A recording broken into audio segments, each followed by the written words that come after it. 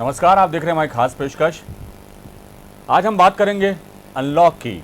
जी हाँ, पूरे देश में कोरोना के जो मामले हैं वो तेज़ी से घट रहे हैं और यही वजह है कि अनलॉक में छूट का दायरा भी बढ़ाया जा रहा है। मध्य प्रदेश में भी छूट का दायरा बढ़ा दिया गया है। अब रात को 10 बजे तक बाज़ार खुल सकेंगे। इसके अलावा सिनेमा घर भी खोल दिए गए हैं और रेस्टोरेंट्स में भी 100% की उपस्थिति में रेस्टोरेंट खोले जाएंगे, यानी कोई पाबंदी नहीं है। हालांकि शादी समारोह में 100 लोग और अंतिम संस्कार में 50 लोगों को जाने की अनुमति रहेगी। इधर आईएमए ने 8 राज्यों को पत्र लिखा है और उसकी चिंता इस बात को है कि अनलॉक में जिस तरह से पर्यटन स्थलों और धार्मिक स्थलों पर भीड़ लग रही है, उस पर उन्होंने चिंता जताई है। उनका कहना है कि ये लापरवाही तीसरी लहर की आशंका को बढ़ा रही है और अनलॉक अपनी जगह ठीक है, लेकिन यदि इस तरह से हम लापरवाह बने रहे तो तीसरी लहर की आशंका जो है वो हो सकता है कि तीसरी लहर आ जाए और उसके प्रभाव को कम करने के जो हम प्रयास कर रहे हैं वो ना हो पाए। तो इस वजह से अनलॉक में पूरी तरह से सावधान रहने की ज़रूरत है। धार्मिक स्थल और पर्यटन स्थलों को फिलहाल उन पर भीड़ भाड़ में रोक लगाने की जो है सलाह दी है आईएमए ने। और अनलॉक में जिस तरह से हम देखने में आ रहा है कि लोग लगातार बाज़ारों में के लिए निकल रहे हैं और पर्यटन स्थलों धार्मिक स्थलों पर खासतौर से भीड़ ज़्यादा जमा हो रही है। डॉक्टर भुवनेश्वर गर्ग हैं हमारे साथ, वरिष्ठ चिकित्सक हैं। गर्ग साहब, आपका बहुत स्वागत हमारे कार्यक्रम में। और दीप्ति सिंघल हैं, समाज सेवी हैं। दीप्ति जी, आप सुन पा रही हैं हमें? आपका बहुत स्वागत हमारे कार्यक्रम में। जी जी सर। दीप्ति जी, आपसे ही चर्चा का आगाज़ करूँगा। शुरू एक तरफ तो जो है लॉकडाउन के बाद अनलॉक हुआ, अनलॉक के बाद छूट का दायरा अब धीरे धीरे बढ़ाया जा रहा है। मध्य प्रदेश में रात को 10 बजे तक अब बाजार खोलेंगे, सिनेमाघर खोल दिए गए हैं, रेस्टोरेंट्स भी हैं जो पूरी क्षमता के साथ खोलेंगे आज से। लेकिन इन सब के बीच भी जो सबसे बड़ी चिंता है वो है कोरोना की तीसरी लहर की आशंका जो जताई जा रही है उसकी, क्योंकि वैक्सीनेशन हो रहा है, बड़े पैमाने पर हो रहा है, लेकिन अभी उस स्थिति में हम पूरे मध्य प्रदेश को वैक्सीनेट नहीं कर पाए हैं कि हम ये कह सकें कि सब ठीक ठाक है। और ऐसी स्थिति में ये अनलॉक में बढ़ती गई लापरवाही हमारे लिए जो है खतरा बन सकती है। खतरे के बादल अभी भी छटे नहीं है, मंडरा रहे हैं। क्या कहेंगी? बिल्कुल आप सही कह रहे हैं, खतरे के बादल तभी मंडरा रहे हैं क्योंकि जहां तक कोरोना की तीसरी लहर का संभावित है कि डेल्टा वेरिएंट एंटर कर ही चुका है। और जिस तरीके से अभी अनलॉक होना बहुत जरूरी था, क्योंकि जैसे हमें पता है कि कितना ज्यादा फाइनेंशियल लॉस हो चुका है। अकेले अगर भोपाल में ही देखा जाए तो 60 करोड़ रुपए का लॉस सिनेमा घर अकेले को हुआ है। लोग बहुत ज्यादा अनएम्प्लॉयड हो गए हैं, तो खोलना तो बहुत ज्यादा जरूरी था इसको। लेकिन अब कोशिश ये की जा रही है कि किस तरीके से हम इससे बचाव कर सकें, क्योंकि लोग देखिए तो पर्यटन स्थल पर भी पूरी तरीके से नजर आ रहे हैं, वैसे ही भीड़ भाड़ है, मास्क उनके नाक के नीचे लगा हुआ है और उनके दिमाग में आ गया है कि गया कोरोना। जो मैं देख रही हूँ बिल्कुल ये देखने में आ रहा है कि लोगों को कहीं ना कहीं लग रहा है अब तो बहुत कम इक्का दुक्का लोग हो रहे हैं, पेशेंट्स आ रहे हैं इसके, तो अब तो कोरोना गया, अब हम आराम से बिल्कुल नॉर्मल अपना सब कुछ, मार्केट में भी वही भीड़ भाड़ है, हर जगह पे आप देख सकते हैं। तो इससे हमें प्रोटेक्शन लेना, यहाँ पर हमें रोकथाम करना बहुत ज्यादा जरूरी है। ये डिपेंड करता है अब हम लोगों के ऊपर कि हम कितने इफेक्टिव तरीके से, कितने प्रभावी तरीके से हम अपने आप को वेल एजुकेटेड समझते हुए, मानते हुए कि अब हम किस तरीके से इसकी तीसरी लहर को रोक सकते हैं, कैसे इसकी गाइडलाइंस को हमें फॉलो करना चाहिए। जी जी, दीप्ति जी आपके पास लौटूंगा। गर्ग साहब, पहली लहर के बाद जो हालात हमने देखे दूसरी लहर में, उससे हमने लगता है कि कोई सबक नहीं लिया। सरकार को ज़रूरी है कि वो आर्थिक गतिविधियों को संचालित करने के लिए अनलॉक का जो है दायरा बढ़ा रही है, ताकि लोगों के रोज़ी रोज़गार जो हैं वो ठीक तरह से चल सकें और लोगों की आर्थिक स्थिति जो ख़राब हुई है वो पटरी पर आ सके। लेकिन इसका मतलब ये नहीं है कि हम लापरवाह हो जाएं, और वही लापरवाही देखने को मिल रही है। और ख़ास तौर से जो पर्यटन स्थल हैं, धार्मिक स्थल हैं, वहाँ पर भीड़ के नज़ारे जो हैं वो डरा रहे हैं एक बार फिर हमें। ऐसे में नहीं लगता कि जिस वक्त लॉकडाउन की स्थिति थी, सरकार सख्ती कर रही थी, लोगों के आने जाने पर पाबंदी थी, घर से निकलने पर जो है रोक लगा दी गई थी लोगों के, लेकिन अब अनलॉक हो गया तो यहाँ पर किसी किस्म की कोई सख्ती या कोई हिदायत देता हुआ नहीं दिखाई देता। एक तरह से लोगों को उनके हाल पर छोड़ दिया गया है। इस स्थिति को देखते हुए आप क्या कहेंगे? से आप 1.5 साल विषय पर बात कर रहे हैं, तो बहुत जाहिर सी बात है कि हम जब भी बीमारी का पीक बढ़ता हुआ देखते हैं तब कहीं ना कहीं से फिर लॉकडाउन हटाओ और बाजार खोलो और रोजी रोटी पे संकट है और हमारी परेशानियां हैं, उसको लेके बातें उठने लगती हैं और एक तरह से बाजार माफिया के दबाव में सरकार अपने नीति नियंत्रणों के दबाव में इस तरह के निर्णय लेने लगती है कि जिसकी वजह से भीड़ बढ़ने लगती है। मैं बहुत सीधी सी बात करना चाहता हूं कि बाजार खोला जा सकता है, रोजी रोटी से संबंधित काम खोला जा सकता है, पर शॉपिंग कॉम्प्लेक्स, सिनेमा घर, रेस्टोरेंट्स, पिकनिक स्पॉट्स, मनाली के स्पॉट्स और इंग्लैंड का फुटबॉल का मैच, ये सब चीजें क्यों जरूरी थी? ये मेरा बहुत बड़ा भागीरथी सवाल पिछले 2 महीने से कायम है कि इसको क्यों किया जाना चाहिए था। आज पूरे लंदन में, पूरे ब्रिटेन में ब्रिटेनी डेल्टा का कहर आतंक बरपा रहा है और 100% मरीज हमारे यहाँ केरल में भी, हैदराबाद में भी कल की खबरों में देख लिए गए हैं। डेल्टा वेरिएंट के ऊपर वैक्सीन भी काम नहीं कर रही है। ये अच्छी बात है कि हमारे देश में इसके संक्रमण कम है, लेकिन हमको क्या उसके लिए लापरवाही करना चाहिए? क्या हमको उसके लिए सब खोल देना चाहिए? आज 80 करोड़ परिवारों को भारत सरकार मुफ्त राशन दे रही है, तो कहाँ से भुखमरी की समस्या है? आज हर रेहड़ी वाले को और हर छोटे लोगों को सरकार पैसे दे रही है, तो समस्या कहाँ है? ये रेहड़ी वाले या ये गरीब परिवार क्या आपको मनाली और पिकनिक स्पॉट्स पे पिकनिक मनाते हुए देखे गए हैं? क्या ये आपके शॉपिंग कॉम्प्लेक्स में भीड़ लगाते देखे गए हैं? क्या ये पिक्चर हॉल में 1000 रुपए का टिकट लेकर पिक्चर देखते हुए देखे जाएंगे? क्या ये बड़े बड़े रेस्टोरेंट्स में लग्जरी भोजन करते देखे जाएंगे? बिल्कुल नहीं। ये सिर्फ 10 से 20% लोगों की जो एक विलासिता वाली बात है उसको लेकर बाजार माफिया खेल रहा है और यही लोग सबसे ज्यादा संक्रमित होकर अस्पतालों में भर्ती होते हैं। इन्हीं लोगों में सबसे ज्यादा नुकसान देखने को मिलते हैं। लेकिन दुर्भाग्य ये है कि इनको समझ नहीं पड़ रही है कि जो बहुत जरूरी हो सिर्फ वही काम के लिए आज बाहर निकलने की जरूरत है, जो बहुत जरूरी है सिर्फ उसी के लिए अपनी व्यवस्था करने की जरूरत है, जो बहुत जरूरी है उसी को वैक्सीन लगाकर उसको बाहर आने देने की जरूरत है। और ये आज के लिए नहीं है, अगले 2 साल के लिए, तीसरी, चौथी, 5वीं वेव आने वाली है, जो ना सिर्फ आपके फेफड़ों के लिए, सांस के संक्रमण के लिए, बल्कि आपके आंतों के संक्रमण है, क्योंकि हम लगातार चेतावनी दे रहे हैं 1.5 साल से कि कोरोना पानी में भी मिलेगा और अब सब नदियों में मिल गया है। हम लगातार चेतावनी दे रहे हैं कि किसी भी तरह से एंटीबायोटिक्स और स्टेरॉइड्स पहले दिन से नहीं दी जानी चाहिए वायरल संक्रमण में, लेकिन उसकी वजह से ढेर टीबी और टाइफाइड के मरीज मिलेंगे। ये भी हम देख रहे हैं। बच्चों में भी इसके बहुत दुष्प्रभाव देखने को मिलेंगे।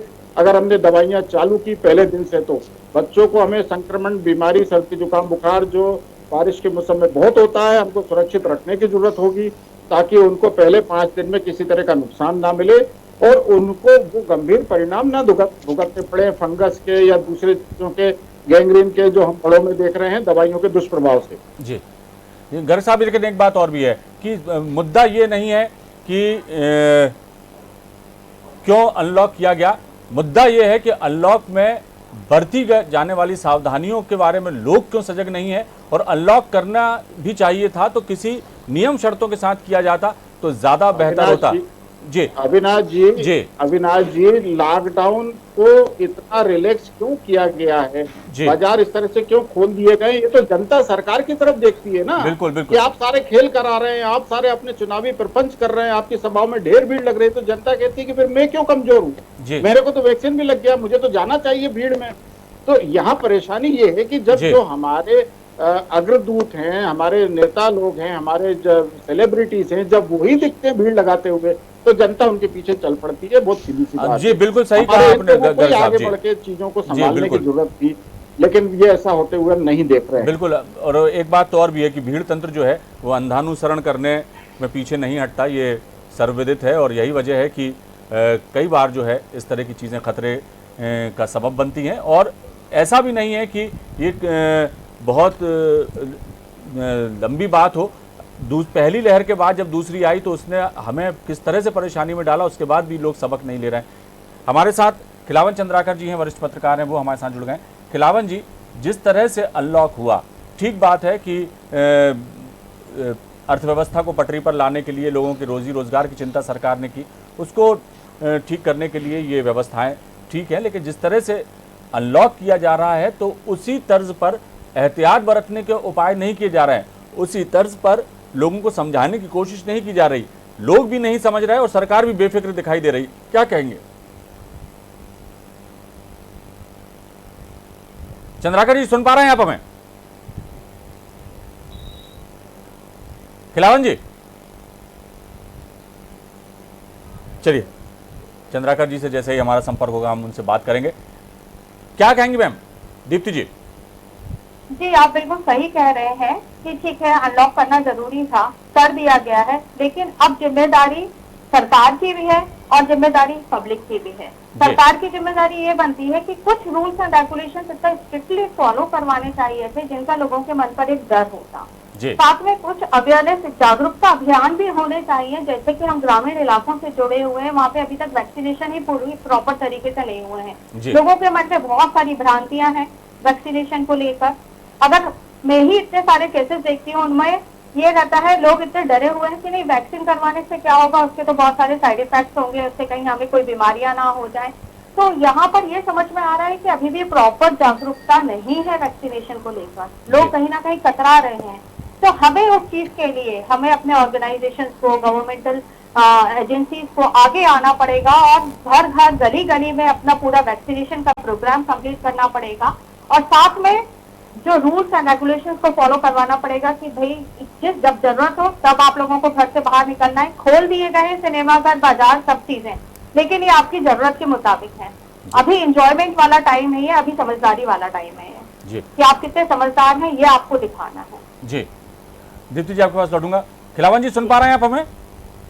जी जी जी, मेरा सवाल था आपसे कि जिस तरह से अनलॉक का दायरा बढ़ता जा रहा है, रात के 10 बजे तक अब बाजार खुलेंगे, सिनेमाघर खोल दिए गए हैं और धार्मिक और पर्यटन स्थलों पर जो भीड़ का मंजर हमें दिखाई दे रहा है काफ़ी दिनों से, इस पर भी हम चर्चा कर चुके हैं, वो भी हमें डरा रहा है। तीसरी लहर की आशंका जो है बिल्कुल सिर पर खड़ी है और तीसरी लहर की आशंका को बिल्कुल सच साबित करने में हम कोई कसर नहीं छोड़ रहे। सवाल यही है, चर्चा का विषय भी यही है खिलावन जी, कि क्या ज़रूरी है कि हम लॉकडाउन के अनलॉक के दायरे को बढ़ाएं।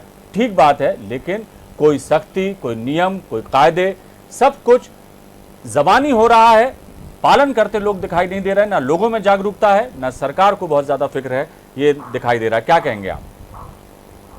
निश्चित रूप से अविनाश जी, मैं मानना चाहिए कि कोरोना पर नियंत्रण के लिए सबसे बेहतर उपाय यही है कि जो कोरोना के गाइडलाइन है उसका कड़ाई से पालन किया जाना चाहिए।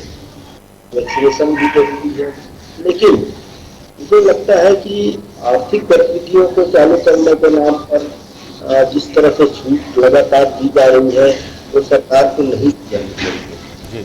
आज पर्यटन स्थल पर लगातार भीड़ पड़ रही है।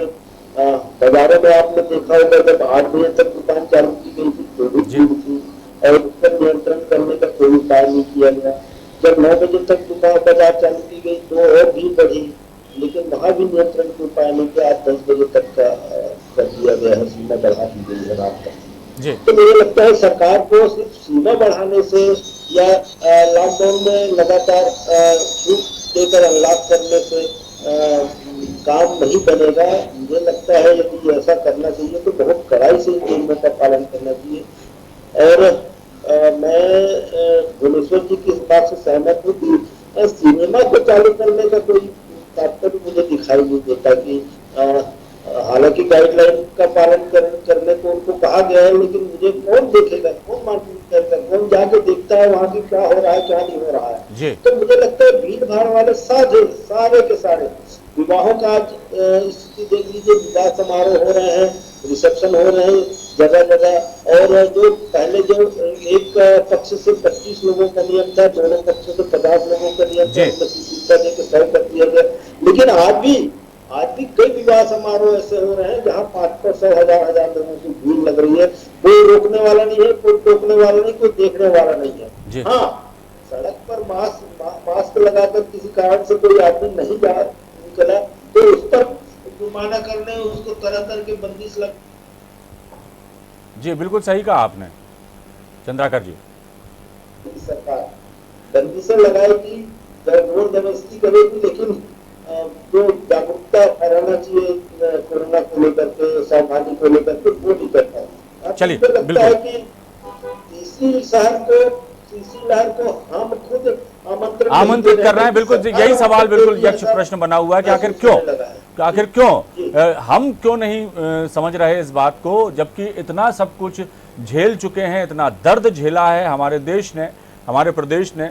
लोगों के घरों में जिस तरह से मौत के मंजर देखे गए, शमशान घाटों में चिताओं की कतारें देखी गई, इस तरह की जो हालात देखने के बाद भी यदि हम नहीं संभल रहे हैं तो इसको अब विडंबना ही कहा जाए कह तो और क्या कहें। भुवनेश्वर जी, ऐसी स्थिति में जब कि अनलॉक की जो है उसका दायरा बढ़ चुका है, 10 बजे तक बाजार खुलेंगे, तमाम चीज़ें हैं और कुछ भी हम लोगों से छुपा नहीं है, ऐसे में लोगों को क्या एहतियात बरतना चाहिए और सरकार को चाहिए कि किस तरह से वो लोगों को कोरोना गाइडलाइन का पालन कराए, इस पे लिए आप क्या सुझाव देंगे? अविनाश जी, मेरा बहुत स्पष्ट सुझाव है कि अपने आसपास साफ सफाई रखें, अपने जल स्रोतों को कंटेमिनेशन होने से बचाएं। हर किसी को सामाजिक जागरूकता के लिए पहल करते हुए आगे आना होगा। ये व्यक्तिगत लड़ाई नहीं है, सरकार इसमें कोई काम नहीं करेगी। सरकार पूरी तरह से बाजार माफिया और दवा माफियाओं के कब्जे में है और उनके अनुसार वो लगातार व्यवहार कर रही है। हम पहली दोनों वेव्स में भी देख चुके, हम तीसरी, चौथी, पांचवी महामारी में भी यही सब देखने वाले हैं। हमारी चिंता सबसे बड़ी है कि हम अभी अपने पेयजल स्रोतों को संरक्षित रखें, अपने घर के आसपास जितनी साफ सफाई हो वो रखें, जितने पेड़ लगा सकें, पौधों को संरक्षित कर सकें वो करें और लगातार पौष्टिक भोजन, ताजे भोजन के ऊपर काम करें। बारिश के मौसम में सर्दी, जुकाम, बुखार बहुत होते हैं, बच्चों को बहुत ज्यादा इस समय पर 100% संक्रमण होता ही होता है वायरल फीवर का, पर वो घातक नहीं होते। उनको पहले दिन से अस्पतालों की भीड़ में दौड़ाने की कोशिश मत करिएगा, पहले दिन से उनको दवाइयां, एंटीबायोटिक मत दीजिएगा। उनको लगातार कोशिश करिएगा कि अच्छे भोजन से, अच्छे पेय पदार्थों से, गर्म पदार्थों से, जंक फूड बिल्कुल ना लें और इनसे उनको सुरक्षित रखिए। जी गर्ग साहब, एक सवाल है, बन जाएगी। गर्ग साहब, एक सवाल है, ये जब से कोरोना का संक्रमण बढ़ा है हमारे देश में, आज 1.5 साल से ज़्यादा का वक्त हो चुका है, हमने सब ने कोरोना की इस महामारी में जो खतरे हैं उनको देखा, लोगों की मौतें देखी, लोगों को बीमार होते देखा, ऑक्सीजन की कमी देखी, समस्याएं देखी, बहुत सारी चीज़ें एक साथ हमारे देश में सामने आई और उन चुनौतियों का सामना देश की जनता ने भी और सरकार ने भी किया, ये इस बात में कोई दो राय नहीं है। लेकिन इस बीच एक चीज़ देखने में आ रही है कि जो कोरोना के अलावा बीमारियाँ थीं, जो संक्रामक बीमारियाँ हर साल होती थीं, डेंगू है, स्वाइन फ्लू है, ये तमाम चीज़ें भी अभी विद्यमान है, लेकिन इस तरफ अब किसी का कोई ध्यान नहीं है। कोई भी बात होती है, सर्दी जुकाम होता है, बुखार आता है, तो व्यक्ति इसको कोरोना से ही जोड़कर देखता है और जबकि पहले ऐसा नहीं होता था, मामूली सर्दी जुकाम होता था, लोग डॉक्टर के पास जाते थे, 3 या 4 दिन का या 5 दिन का जो भी कोर्स डॉक्टर लिख के देते थे उसको करते थे और ठीक हो जाते थे। लेकिन अब जो है एक भय का वातावरण है, व्यक्ति को कोई भी शारीरिक पीड़ा हो तो वो इसको सीधे सीधे कोरोना से जोड़कर देखता है। ऐसी मानसिकता जो है आपकी, हमारी सबकी बन चुकी है, इससे भी जूझना एक बड़ी चुनौती है। तो ऐसे में आप हमारे दर्शकों को और हमारे प्रदेश की जनता को क्या सुझाव देंगे कि किस तरह से वो एहतियात बरतें, क्योंकि सिर्फ कोरोना जरूरी नहीं है कि यदि उन्हें कोई शारीरिक कष्ट हुआ तो वो कोरोना ही हो, अन्य संक्रामक बीमारियों का भी वो शिकार हो सकते हैं, तो उसमें किस तरह से ख्याल रखा जाना चाहिए, ये भी हमें जानना चाहिए। बिल्कुल अविनाश जी, जिस तरह से हम लगातार बात कर रहे हैं कि सिर्फ कोरोना से ही डरने की जरूरत नहीं है, आप अपने आप को सुरक्षित रखने के सारे भरसक उपाय कीजिए और उससे आपकी बहुत सारी व्याधियां, बहुत सारी बीमारियां जो गंभीर भी होती हैं वो ऑटोमेटिकली सुरक्षित होते चले जाते हैं आप उनसे।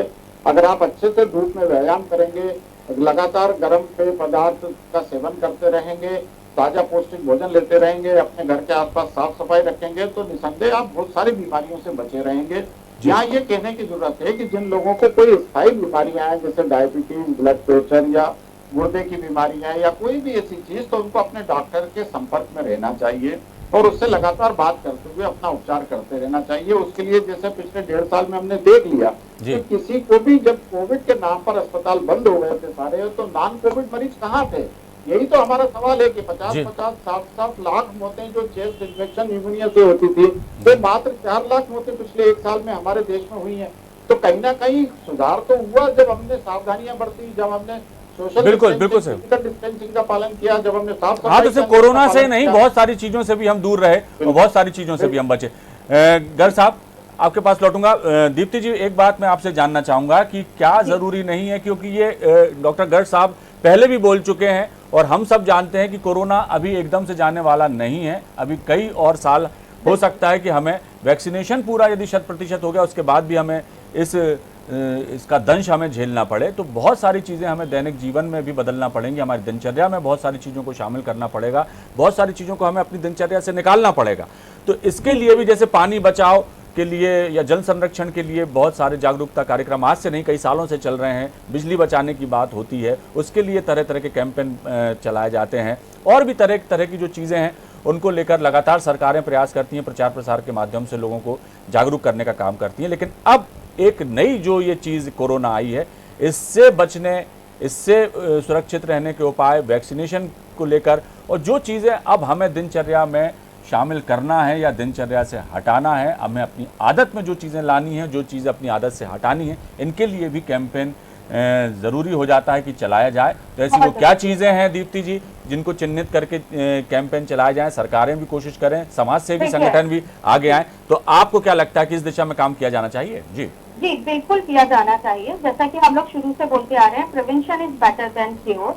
उसी तरीके से अगर हम अपने कोविड एप्रोप्रिएट बिहेवियर को फॉलो करते हैं, सारे सोशल डिस्टेंसिंग मानते हैं, प्रॉपर टाइम पर हैंड वॉश करना है, वैक्सीनेशन हमारा कंप्लीट होता है, हम हाइजीन मेंटेन करके रखते हैं और सबसे इम्पोर्टेंट चीज है जो अभी इस टाइम पर देखने में आई है कि हम लोगों ने अपना दैनिक जो हमारा एक पूरा शेड्यूल होता है वो बहुत खराब हो गया लॉकडाउन के दौरान, जिससे हमारी बॉडी के इम्यूनिटी सिस्टम पे बहुत बुरा इफेक्ट पड़ा है। तो उस चीज को हमें अपना जो हम लोग कहते हैं बायोलॉजिकल क्लॉक होता है कि हमारे शरीर का एक खुद का प्रॉपर टाइम टेबल होना चाहिए, जहाँ जब हमें सुबह सोकर उठने से लेकर रात तक हर चीज टाइम टू टाइम करनी है।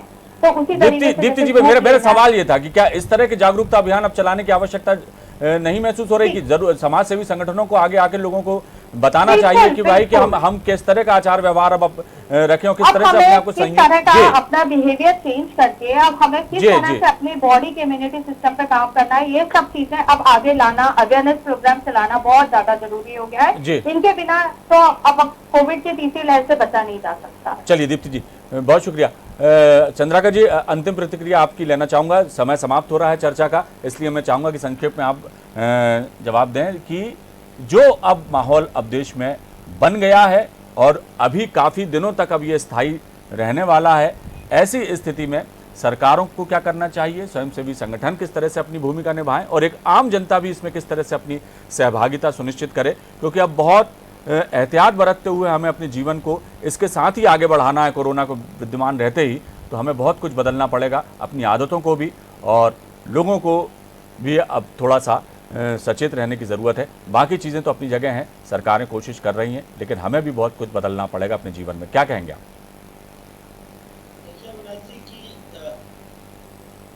लहर के संकेत निश्चित रूप से मिल चुके हैं, हमारी विशेषज्ञ बता चुके हैं, WHO ने भी कह दिया है, IMA ने भी कहा है कि तीसरी लहर की शुरुआत लगभग हो चुकी है।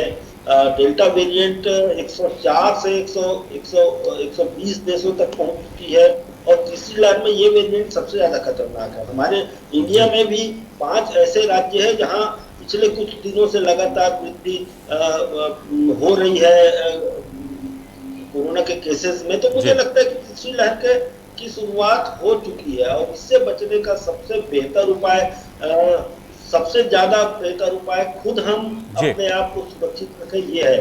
सरकारें, जैसा कि डॉक्टर साहब बोल रहे थे कि सरकारें तो निश्चित रूप से लोगों के दबाव में, एक बड़ा वर्ग है जो वर्ग है उसके दबाव में बहुत सारे ऐसे चीजों को कर रही है जो उन्हें नहीं करना चाहिए।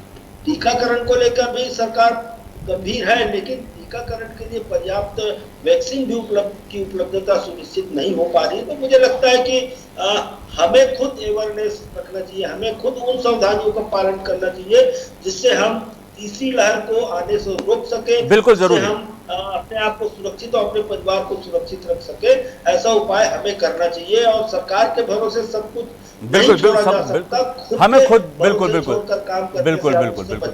बिल्कुल जरूरी है खिलावन जी कि अब सरकार के भरोसे सब कुछ छोड़ा नहीं जा सकता। सरकार मदद कर सकती है, संसाधन उपलब्ध करा सकती है, लेकिन आदतों में बदलाव तो हमें खुद को अपनी करना पड़ेगा। यदि हम बाजार जाते हैं तो किस तरह से हम मास्क पहनकर जाएं, सोशल डिस्टेंसिंग का पालन करें, ये तमाम चीज़ें हमें खुद ध्यान में रखना होंगी, एहतियात बरतना होगी, तभी जाकर के बात बनेगी।